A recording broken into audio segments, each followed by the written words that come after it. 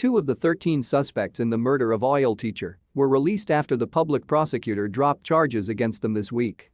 The state police spokesperson, Captain Aweil, also stated that 3 suspects have been bailed out while 8 others have been remanded in the main prison.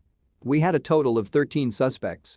Out of these 13, 2 have been released after the charges were dropped against them.